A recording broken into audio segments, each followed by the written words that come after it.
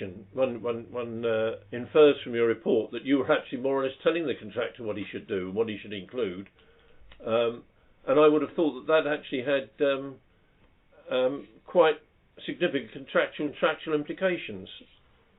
Yeah, I mean, you're absolutely right. It's not my responsibility to implement the health and safety measures. At the end of the day, the contractor, the construction, the health and safety around the construction. He is, but you appear to be very heavily involved in the specification of these procedures rather than, I'm not saying the supervision, but what those procedures were. And I would have thought that, you know, as part of your CDM role and part of your client role, you know, you're employing a competent contractor in a very specialised field. It would have been far better to ask him for his proposals and for you to review them, rather than what was implied in your report, that you were more or less guiding him as to what he should be doing. Right. I do apologise if that's how it came across. The tender process, which was done on page,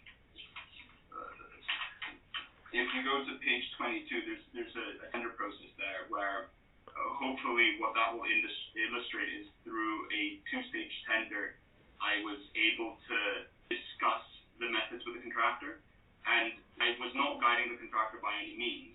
However, where I felt that it was necessary to push back on certain proposals, thought that I should. You mentioned just if I can just finish on this one point. You mentioned there was a difference between opinion between the main contractor and the subcontractor, which involved the subcontractor, reading between the lines, walked off the site. Yeah.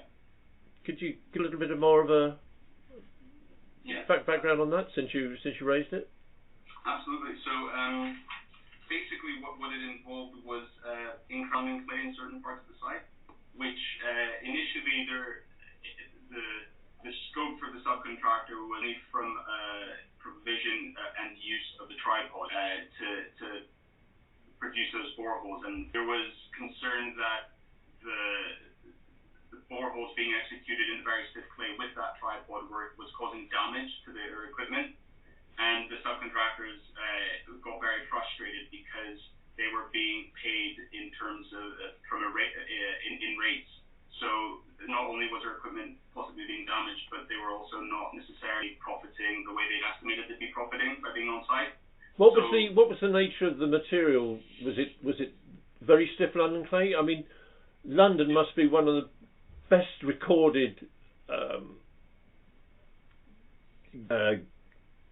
areas for ground conditions I would say, in the world. In fact, there's probably more ground investigation reports done on London clay than almost any other material in the UK. Why should that have arisen? The point you made, the boreholes which were hitting tripods were quite deep. So there were the shallower boreholes were possible to reach with the tripod, but where the London clay was more consolidated and stiffer, it was evidently insufficient to be using the tripod. So did the contractor just have the wrong equipment? Or the subcontractor had the wrong equipment, or what? I mean, it seems odd that, you know, he would be unaware of these of this sort of stiffening of London clay with depth. Well, I think there's obviously an awareness which comes about how stiff London clay is, but there's obvious limitations, especially when there's not a density of site information which can illustrate to a subcontractor visiting back to these boreholes how stiff the clay is. So I think it was possibly just a lack of information which resulted in this factor pricing with the inappropriate piece of kit.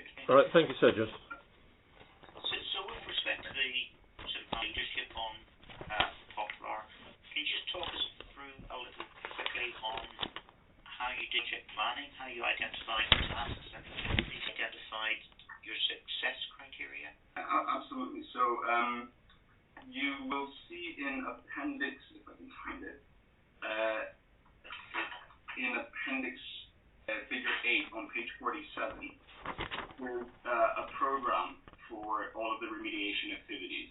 Now, upon that, I superimposed the wider project milestones, such as the planning application, when park homes need the homes to start being built. And within that, I had certain key milestones, which of course meeting them. So did you produce this program? Yes. How is it? That's an Aspen Power project. And basically, by assessing which milestones were met, I was able to see whether I was progressing successfully.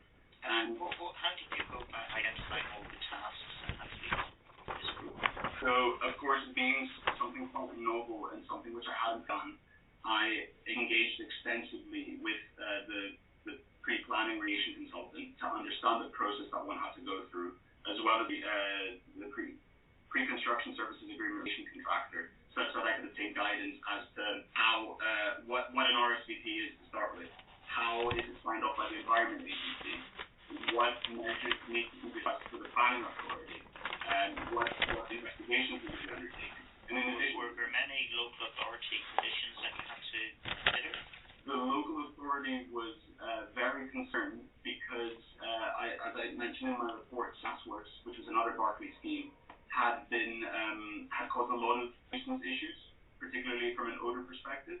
So they were very concerned about the nuisance levels, which were high during the remediation works, and that's why an extensive part of the site investigations was nuisance monitoring. So if you refer to page,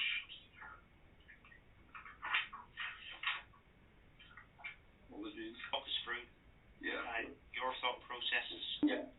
how you made your decisions. So basically what I was aware of was that the works which I was proposing were going to cause a series of nuisances: vibration, odor, noise, dust, and so I wanted to ensure that under the Environmental Protection Act, their responsibility, basically